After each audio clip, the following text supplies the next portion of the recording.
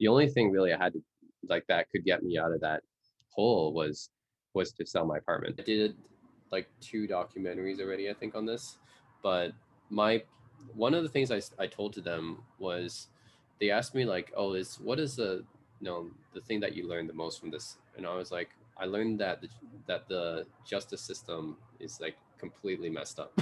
That's what that's the thing. That's the biggest thing I learned was that the Hmm. It doesn't actually impart justice.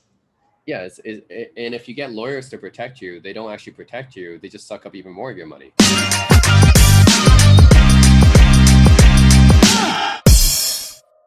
I'm here with Tong Zhou.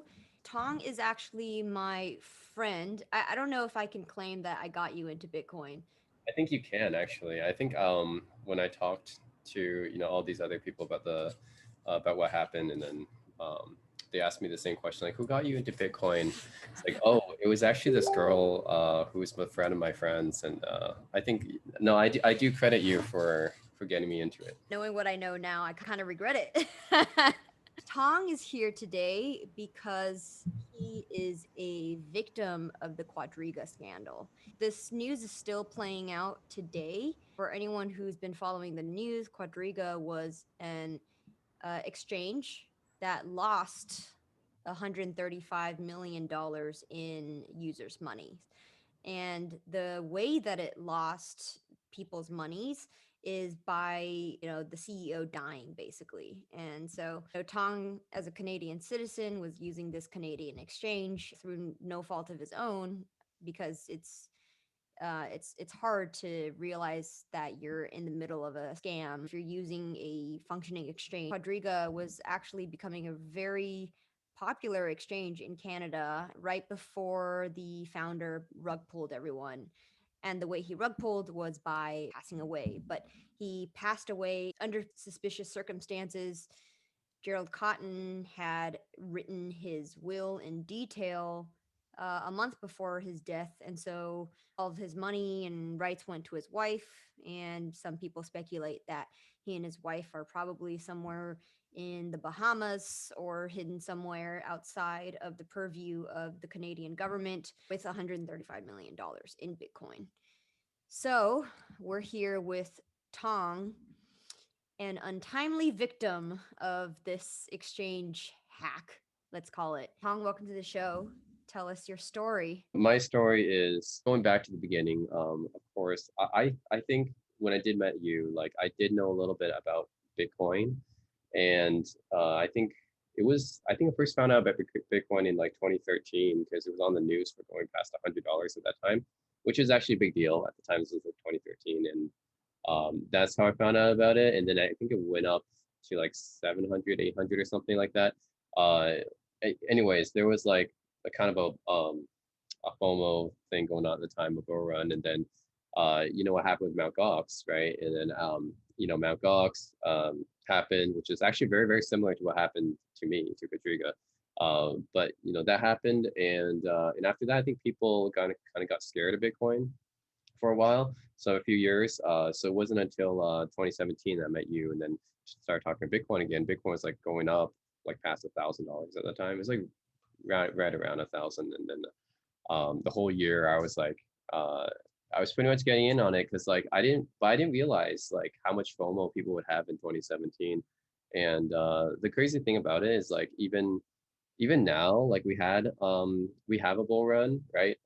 Like this earlier this year, and all coin market went up, everything, but some of those coins still haven't recovered to where they were in like late 2017 and early 2018, which is kind of crazy. So that showed you like that was kind of a special bull run that happened. How I found about Quadriga is like because it's like one of the first of all, Canada doesn't have that many big exchanges. Like US has, Gemini and Coinbase are the ones I trust a lot, and Bitrex as well I've used before.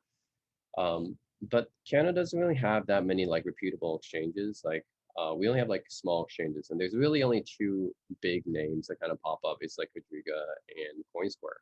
So there's really only those two. And if you look online, searched online at the time. Those are the two that you found, and they were, everyone was doing the comparisons between the two. Mostly came down to Coinbase is CoinSquare. Sorry, CoinSquare is faster to get your money, but it was also more expensive. And Quadriga didn't really have any fees for withdrawing at the time, but they were slower. And it was historically like that too. And Quadriga is the older exchange. Quadriga, I believe, started in 2013, so it's actually a pretty old exchange. So yeah, I mean, I had an account with them like from 2017. That's when I was like trying to send some money like back to Canada at the time, and just like a small amount, and I didn't have any issues at that time. Um, how it happened was in 2018, I had a lot of my money in crypto, but the crypto crash happened. This is like early in the year. Crypto crash happened. A lot of coins lost like 80, maybe 90% of their value, and I think this was my fault. Like it kind of like started with me taking out free loans to dump into crypto, which is a really bad idea. Would have been a good idea end of last year, but You're a DGen. yeah, my timing's really bad, So I dumped it in at the worst time actually. So it's like right before in 2018 when everything crashed. So and this was bad because like they were loans, so I don't that's not my money. I didn't make enough money to pay that back. So I was like, okay, to pay these bad loans back is like $85,000. I have to work like 3 years basically to pay that back. And I was like, yeah, I don't like I want to be able to have disposable income and not tie myself down for the next few years. So like the only thing really I had to like that could get me out of that hole was to sell my apartment. So even like my Yeah. San Francisco apartment, it. So like yeah, Yeah, that sucks. That was a nice place, it especially was. in San Fran. Yeah, it was. Like you can see like Alcatraz from this stuff. So like yeah, but basically I was in a situation where I pretty much had to sell that place just to pay down my debt and everything. And um and so like I was waiting for that transaction go through, and then after I sold my place, now I had a bunch of money in my bank account, but I had plans to move back to Canada because once I sold my place, I didn't want to stay in San Francisco because the rent and everything's so expensive, and I didn't like my job. I wanted to move back, and then I didn't want to go through the visa process of getting another job in the U.S. So I just thought, okay, well I'm just gonna take a break, and I want to go back to Canada, and then I find a way to get my money back to Canada, right? Because obviously I need to get that money back. My plan was actually to buy a place in Vancouver originally, using that money. So it makes sense, right? Sell my San Francisco apartment, buy a place in Vancouver, um, and of course I looked at the usual avenues like, oh, if you use the bank, you can do that, but it's gonna, they're gonna take a lot of commission from that, the currency conversion and everything. You can use a third party kind of service like OFX, which is pretty good too. They'll get you pretty close to the true conversion rate. But I was looking at Bitcoin because Quadriga at the time they had a premium. Like you can transfer your money over to Quadriga, and you can sell your Bitcoin for 10% more there. And Oh man, and that's when it happened, huh? That's the little carrot dangling at the end of the stick. well, no, that's not. It's not just because. Well, here's the thing. Like you might think, oh, okay, that's because they're going to scam or something like that. But actually, Quadriga's had this premium for a while. Like they've always had this premium because they've always been slow. And up until that point, I did my research. I was like reading Reddit and stuff. People have always got their money. They just had to wait a few, like a month or something like that, right? They've always had to wait to get their money from Quadriga. So I didn't think it was too out of the ordinary that they had a premium, but I just I did my research and I was like, okay, as long as I get my money, then that's actually pretty clever for me to transfer my money over to get 10% extra for basically doing nothing. At least that's at least how I thought. And then yeah, I didn't think about like I probably should have thought about like more about like whether I should have like actually put everything in. That was my mistake. I should have just like waited for a little bit to go in at a time and then see what happened. But uh, yeah, that's what I thought because at the time, everyone did get paid out on Reddit at the time up until that point. This is like September 2018, And they didn't have any issues that I know of. And in Quadriga themselves, they were talking about, oh, we're in a lawsuit right now. That's why it's so slow. So that was the reasoning behind it, and I kind of believed them. I was like, What was the actual reason? so the reason they said was because what happened was they had some payment processors that were like taking the money out of Quadriga, and like he was, trying to like shuffle it around, and then the banks in Canada kind of caught that and they froze that money. And then Quadriga, the staff at Quadriga, was saying that yeah, that's why we can't give you your money right now. It's because they're tied up in a lawsuit, and they're trying to make us believe that they were the victim and that the banks were the bad guys because they froze their money. And they say, oh, as soon as we get this resolved with the bank, we'll pay everyone out and everything like that. And I believe them because like there any reason not to at that point? Like I pretty much trusted all the crypto exchange because I haven't had anything happen with my money, and I think back then, like even there were small exchanges, and I've done really small exchanges like Blood Trade or Trade Satoshi or Hit Bitcoin, all these really small exchanges, and they all got my money. Cobinhood, right, is another one. So like they would all get my money, and I wouldn't have any issues with them. And you would think that it's the small exchanges that would scam, right? So I didn't think that like a big exchange like Quadriga would scam me, and I didn't think that there were so many scams in Canada either. So I was really like naive and gullible, I guess. I didn't like yeah, I just didn't suspect any kind of scam that was going to happen. I just kind of believe the company's the words because you when you like when a company like spokesperson tells you something like that, your default is to believe them. Like you're not going to say, oh, they're actually scamming us or something like that, right? That's not how we usually approach businesses. It's like we don't approach businesses with the thinking that they're just going to scam you.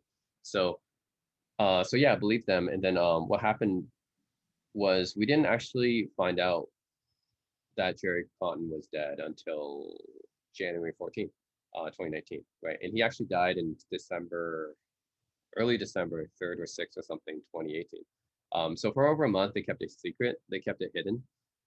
They didn't tell anyone that Gerry died. Um, and his widow was running the company at that time. So they kept on accepting like withdrawals and deposits and stuff. And this is like criminal. This is where criminal behavior kind of happened. Is where um, they were being negligent, and they kept accepting people's deposits uh, for money, and basically people couldn't really withdraw a large amount of money. They can withdraw small amounts, but they couldn't withdraw like a large amount. And that's when it kind of became like a Ponzi scheme. Is like Gerry Con's dead. We know that the company, when they looked at what happened, they're like, oh, uh, it, and I don't know how much of this is to be believed, but apparently like they said, oh, Jerry's wallet, his cold wallet is like all locked. He was the only one with the key or something like that. But they did like research analysis, and they found out, oh, there's actually nothing in there. So I don't know what's the true story like of what Jerry actually had. Did he actually have a lot of Bitcoin just stuck, or he just didn't have any Bitcoin? So I don't know what happened there, but Well, who had the keys to the exchange? apparently only Jerry. He didn't tell anyone else. So he had no backup, no Deadman switch, nothing else. So apparently like he's the only one with access to that wallet, right? So I guess we won't find out like did he actually have a bunch of Bitcoin locked up, or did he actually have nothing? I don't know. But anyways, the company knew that like what financial situation they were in, but they didn't tell customers until over a month later. Like they kept deceiving people and saying, yeah, we're still operational. You can deposit your money with us, but it's actually a Ponzi scheme because they're using that money to pay out the people who want to withdraw, right? So that's what happened for the last few months of Quadriga's existence, and it wasn't until mid-January 2019 that we found out the company finally made an announcement that Gerry Cotten, by the way, he died last month, and he was the only one with the keys apparently, and the company doesn't have any money to pay people out, and they owe over $230 million Canadian. So and that's when it got really that's when it got really bad because like then right after that it was basically Mt. Gox, like exactly Mt. Gox. Like they started limiting the capital outflow. You wouldn't be able to withdraw any Bitcoin. You wouldn't be able to draw. Of course, you couldn't withdraw any fiat either. And that was pretty much beginning of the end. And then like you could like withdraw like as I don't know, like some small amount, couple $1,000, but like yeah, after that it was gone, and you couldn't get anything through out of that exchange after that. So I was like stuck. I had like 500,000 in there. So Oh my goodness. yeah, I mean, yeah, that was I lost like $560,000. So that was over half That a million. is painful. So yeah, I had that stuck in there, and I tried to get as much out of it as I could. Eventually, people like there's just there's nothing left. They didn't have any crypto, because they were either it was I don't know what's true or not. Either it's in the cold wallet, they couldn't access it, or they were just never had it, right? They were just deceiving people. That was pretty much the beginning of the end, and then the company like website shut down after that, and you're like, oh shit, yeah, this is just Mt. Gox. And then yeah, no one could really get any money out from it. And then they went to CCA, which they got basically means that they got Ernst and Young to come in and basically decide, oh, is anything recoverable? Can they make it back? And obviously, we knew this is just a waste of money. Like they're bankrupt. Like why even do that? Just again, 2 months later, of course, then they started the bankruptcy case because yeah, they're like, yeah, there's no way they can come back from this. That's kind of a waste of legal fees, but like it's still going on today. From February 2019, it's been over two years, maybe almost 2.5 years. Nothing really big news has happened since then. It's just we've been trying to do our own private investigations since then, but like Who's you know, we? As in you? Or you and a cohort of people? uh, yeah, sorry, I meant like victims. So it would be like people in the Telegram group, doing our own independent research, and yeah, but like there's nothing that like we found out a lot of interesting like theories and stuff like that, but like no, I don't like Gerry Cotten, whether he's dead or alive. Just no one has found any trace that he's been alive. And even when he's dead, it's kind of like an open, like a closed casket, so we never actually get to see his dead body. Like, and the RCMP, local police force here, wouldn't dig up his body or exhume it, so we don't actually know that. Um, and there's still like so much questions we didn't find the answers for, and we still haven't been able to find out, where Gerry's money actually went. They said the apparent like what they found, EY, which Ernst and Young, when they did the report, they said, oh, he gambled it away on other exchanges, but I'm not sure if that's the real truth or that's where all his money went. So there's a lot of unanswered questions still, and we're still waiting. Like they started the claims in 2019, we're still waiting. We haven't got any distributions or anything yet, and they've been taking up a lot of dumb legal fees for like yeah for I don't know what they're doing. So yeah, so a lot of questions, not many answers really since then. There's several layers to this. If they're taking on dumb legal fees and just blowing money that way, maybe they're trying to create the illusion that if you try to sue them in a class action, you wouldn't get anything out of it anyway. The thing about EY is that they actually so when they actually took over the case from Quadriga, there was an incident that happened. 103 Bitcoin was transferred to the cold wallet supposedly accidentally. Yeah, no, that doesn't accidentally happen. What does that even mean? They never talked about it again after that. They just on the first report they said, "Oh, by the way, we lost 103 Bitcoin." I No, was like, that's really suspicious and worth looking into. What is Ernst and Young's relationship to Quadriga, and why did they take on this case? so Ernst Young was chosen by the widow of Gerry Cotten, who is Jennifer Robertson. She's the one who chose that firm. We didn't actually have any choice in the matter of who to choose. We didn't choose the firm that was dealing with it. We didn't choose the representative counsel. We didn't choose Miller Thompson, who's the lawyer. We didn't choose any of those things. The court chose Miller Thompson. Jennifer Robertson chose Ernst Young, and then the representative counsel was selected by Miller Thompson. So basically, there's very little that choice that we had. Um, Going back to that, I think what they said is that some employee of Quadriga made some like coding mistake or something, and that raised the threshold of when to send the Bitcoin, which doesn't make any sense. Because like, why would you do that? when you're transferring. No, that could definitely be refuted. If we brought a blockchain expert to testify in the court, they could tell you that that doesn't just happen in like a coding mistake. It has to be deliberate. Yeah, and there's only one developer, Quadriga, who's Alex Hannon. What I'm looking at is, so EY. First of all, I brought this up to the representative council, and they're like, no, we can't sue EY. They're going to win. We don't have enough evidence to say that because they just took over, so technically they didn't do it. Okay, so I was like, oh, why not sue Alex Hannon then? Because it has to be him. He's the only developer, and he's the only one who could have done something like this if Gerry Cotten's dead, right? Where did the information about that developer at fingering something that accidentally sent 103 Bitcoin to a cold wallet come from? It's in one of the reports. It might be one of the first or second one. You can look on the EY website for the Quadriga case. This is when they were the monitor. Yeah, it's not called trustee until after the bankruptcy. So this is when while I was in CCAA. It's either the first report. I think it's probably the first report because it happened literally right after they took the case over. They took control of Quadriga. I mean, so yeah, that's pretty much the first thing that happened is that we lost basically half the money that could have been recovered. Who was the source of this information that said, well, it was this developer who messed up? It was EY because EY makes these reports. So EY wrote on the report, by the way, we lost 103 Bitcoin. The developer made a mistake that like raised the threshold or whatever, and it's going to the cold wallet, and then we can't access the cold wallet. Who in EY reported that? You have to look on the report.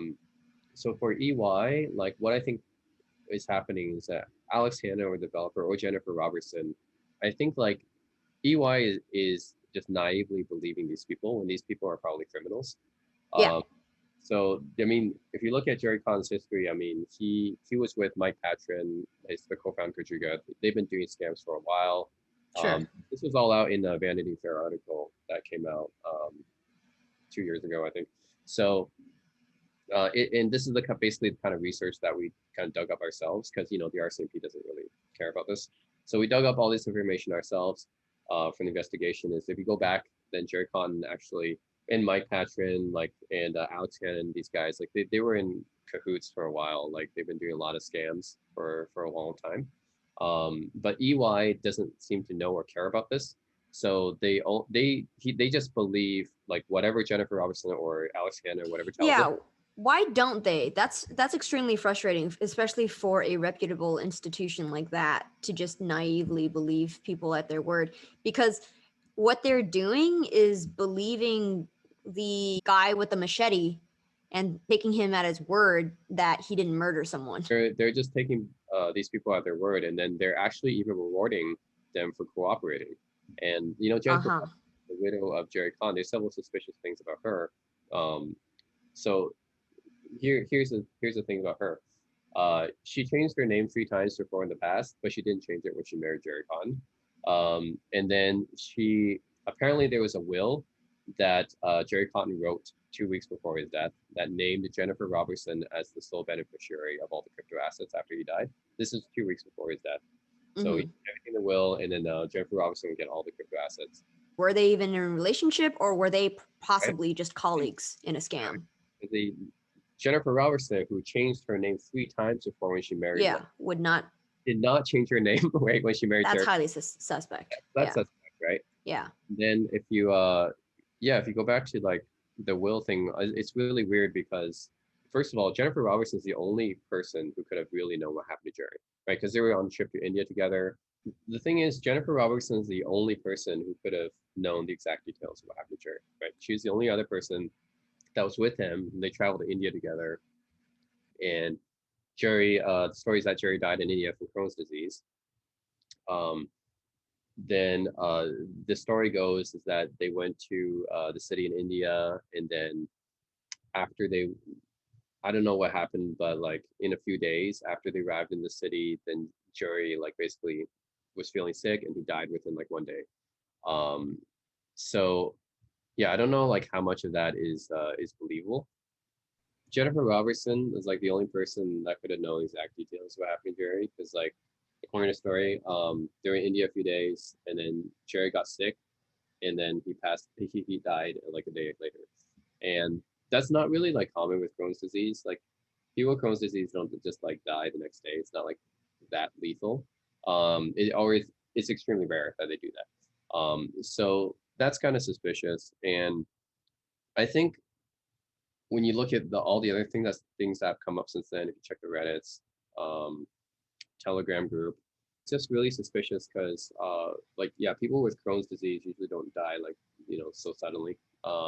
And like Jennifer Robertson's the only one that was with him at the time. And according to other reports that I've seen on Reddit and Telegram that anonymous contractors have shared, they said that she was behaving very strangely at his funeral. She kicked his parents out of the funeral. She was partying in a hotel after it. Like that's not normal for like a widow. Yeah, Husband just died. So that makes me like kind of suspect her. Like totally, kind of. there's a whole bunch of theories out there. I'm for Jennifer Robertson did it, but like there's other theories. People think that Gerry faked his death. People think that Mike Patron did it. Like there's all these theories, but Wait, you think that she could have murdered him, or what do you mean she did it?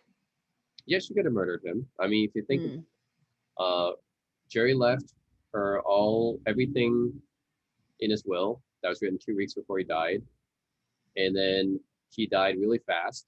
That's not normal for Crohn's, right? Uh, you'll just die like a day later. And then she was behaving very strangely. So, and yeah, I don't know. Like, there's all these stories about like, oh, if you there was actually the safe or something in their house, and then it was after Aaron Matthews, who's the head of Quadriga customer operations. He went to visit the house, but Jennifer was already there, and the safe wasn't there anymore after she was there, so she Mm. probably took it. There could have been actually a Deadman switch, but like we don't know because she might be lying about that. And like she actually could be lying to a lot of people, and Ernst and Young just believe everyone, so like they don't bother to do any, like they're not suspicious of anything. And we know that she lied under oath before, right? So what she did is in an affidavit. So this is an affidavit, right? So she said in an affidavit she had nothing to do with Quadriga. Like her normal business had nothing to do with Quadriga. But then when you do the research, you have proof of this, that some people got payments from her company, right? So her company was actually processing payments for Quadriga. So therefore, she lied under oath, right? She said in affidavit she didn't have anything to do with Quadriga. But then, we have proof of people receiving, those payments from her. So we know that she's capable of lying. And then Ernst and Young for some like they just believe everyone. And then they're like, yeah, she's not a criminal, and they give her money for cooperating. And I was like, that's stupid. She's a criminal. She got more money for cooperating. Yeah, they give her 200,000 for cooperating. What? And I mean, we still get her real estate, of course. Like that's our money that she embezzled, right? Like we get all the real estate that she and Gerry bought. Those are liquidated, but she still gets to keep 200,000 for some reason just for cooperation. And I was like, dude, she shouldn't get anything. She should be in jail. Like, Okay, is this girl super hot or something? Why does she get a pussy pass? she's probably the opposite of super hot. Why? Why? Oh, that's not the only crime. So like, first of all, okay, lie on her oath, and the second of all, she they actually Ernst and Young actually did this report. Like they filed a report where they're like, okay, we checked Gerry Cotten and Jeffrey Robertson's tax returns, and they didn't file any taxes for like the years that they were, like part of Quadriga. And Jennifer Robertson only claimed $5,000 of income. So I was like, okay, well, then she's also guilty of tax evasion as well. So that's there. We already have like some basically crimes that she committed. Okay, so Yeah. yeah, don't give her money. She should be in jail. Okay, look at she committed a whole bunch of crimes already. So yeah, No, that to me is either an indication of severe negligence on the part of Ernst and Young, or they're deliberately. it's definitely negligence, but then representative counsel doesn't let us sue them because they're this big company with more money than us, and then if we hire more lawyers, it's going to suck up even more of our money. Already have like people taking legal fees from us already, so yeah, that's why they didn't do anything. Even though obviously I think Ernst Young is partly like at fault for this, like, but anyways, Yeah, we can't do anything. Sounds like the legal system working against the people rather than for. Oh yeah, that's how the legal system works. It's like, Well, yeah, that's disappointing. that's when I found out, the laws were not made to protect us. I did like 2 documentaries already, I think, on this, but my one of the things I told to them was, they asked me like, oh, what is the thing that you learned the most from this? And I was like, I learned that the justice system is like completely messed up. Yeah. That's why that's the biggest thing I learned was that the Hmm. It doesn't actually impart justice. yeah, and if you get lawyers to protect you, they don't actually protect you. They just suck up even more of your money. So, Right. and then you have to get lawyers to go against those lawyers, and then it's like, like it's lawyer reception, and then you're just gonna eat up all your money. So when do you actually receive good legal defense? Is it at the point where you're shelling out billions of dollars? I mean, I've heard in the U.S. that there's a lot of frivolous lawsuits, and that like people get money like millions of dollars for like something really small, like their coffee being too hot or something like that. Like, but anyways, I don't see that kind of thing happening to us. I was in a lawsuit before, which was Palantir discriminated against Asians, and then I was They part of. do? Yeah, there was a lawsuit that they. Peter Thiel's company?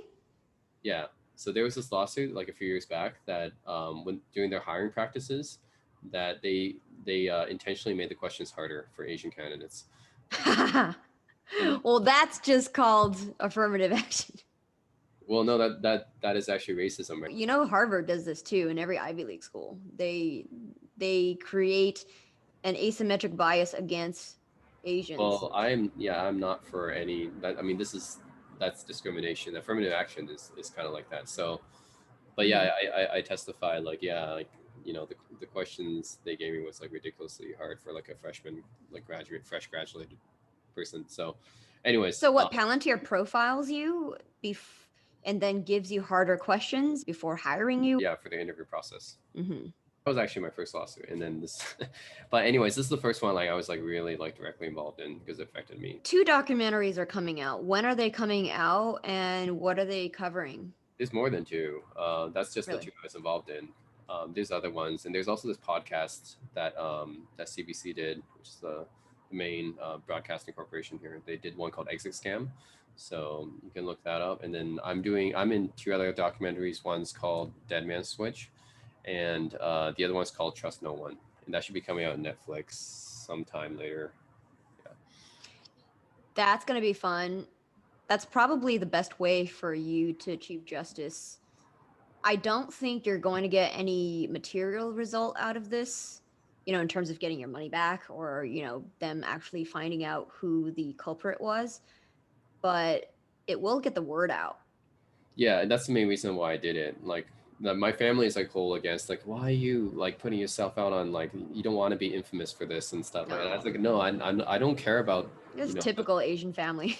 I don't care about like the fame or whatever. I just want to get out so people take notice and like actually like try to do something about it instead of just letting these criminals like run free.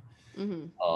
And then hopefully something will come out of it. And then also there is one possible solution to get all our money back, but it's kind of like a little far-fetched one. So there is like an issue that I've seen on that people have brought up in the Ethereum repository, that I think it's called EIP 156 or something like that. It's one of those issues that's like gives you a way to um, recover money from bad contracts or something like that.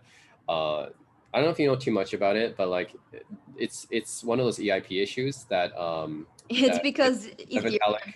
yeah, Ethereum suffers systemically from some Yeah. reentrancy of So basically, it's a way for people to recover all this money that they lost from bad contracts and stuff like that. And what Quadriga actually was part of one of these because they something messed up with one of their Ethereum like transactions, and they lost like 67,000 Ethereum.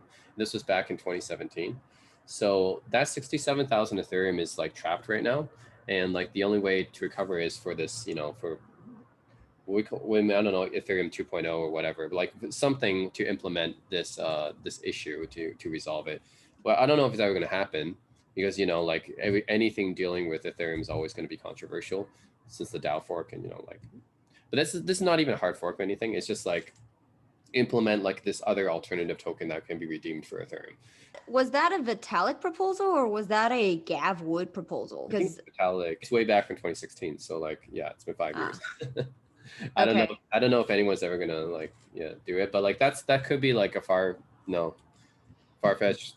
But Oh it's man, you would need to do some really in-depth campaign to get the core devs to but to implement. it's not just us. It's like a whole bunch of people. Like Kraken actually lost a whole bunch of money from bad Ethereum transaction too, like a long time ago. So it's basically a lot of people probably want it, but I'm not sure if it's ever going to happen.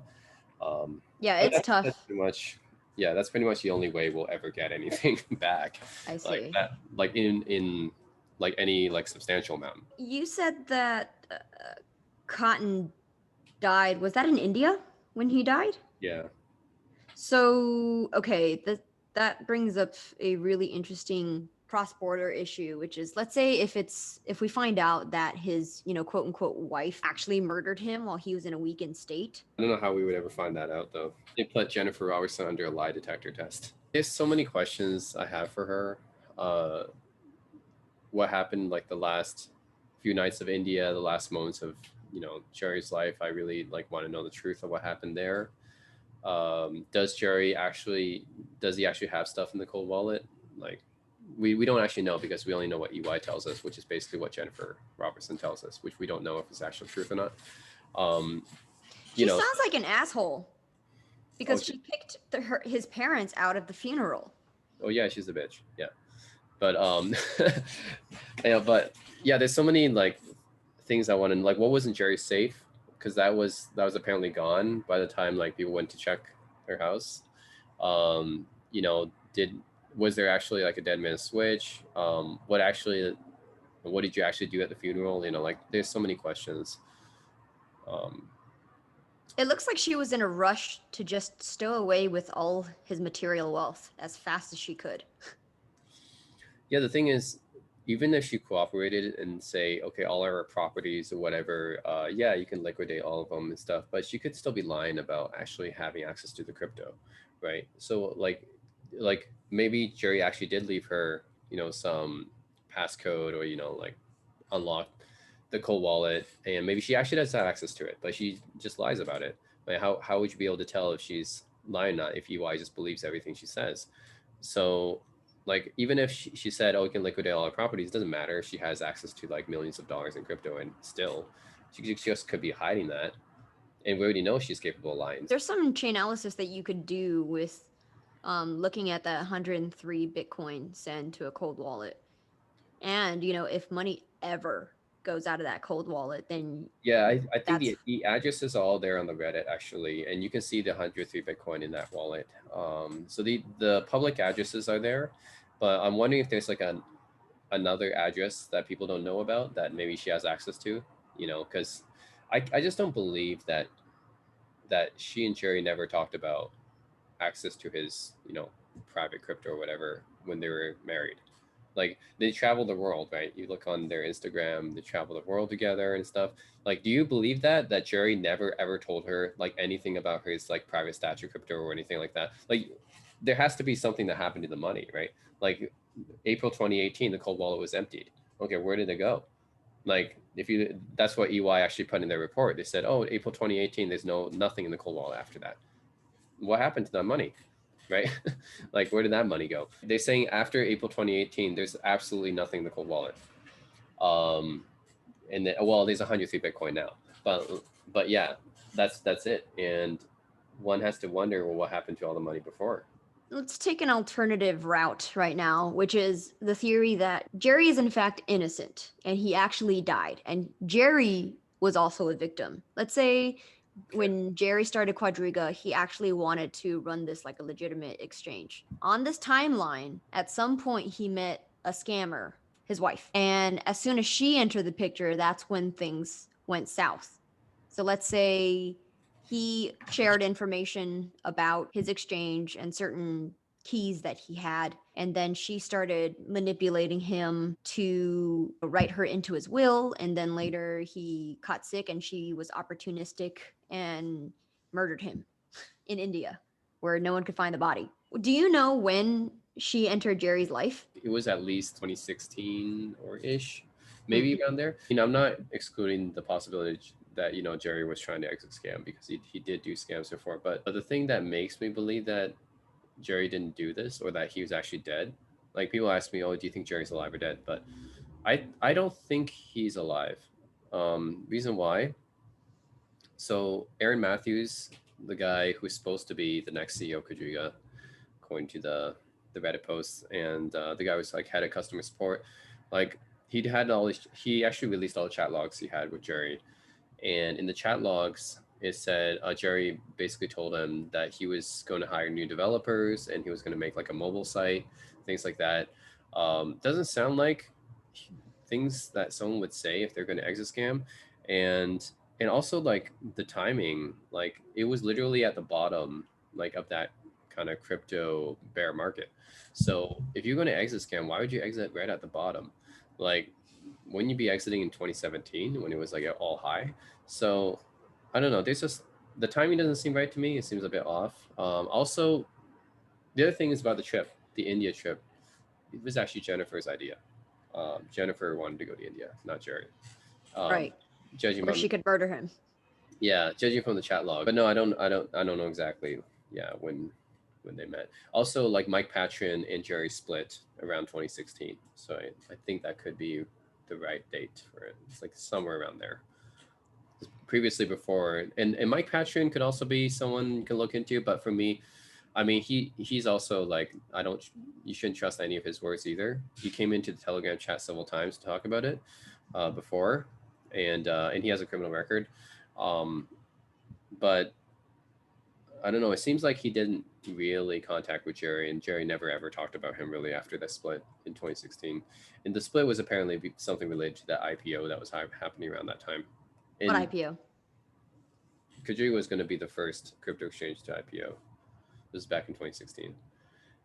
Yeah, it sounds to me like they were trying to make it big time. And then at some point, there were some conversations where maybe the wife and Gerry decided that they were going to work together on an exit scam. And then at some point, the wife decided, okay, after all the puzzles fit together, I'm going to cut him out. So many theories, or it could be that Gerry wanted to operate it as a legitimate business, but then he lost the 67,000 Ethereum, and then he's like, "Oh shit! Well, we can't get back from that. Well, let's just try to exit scam from there."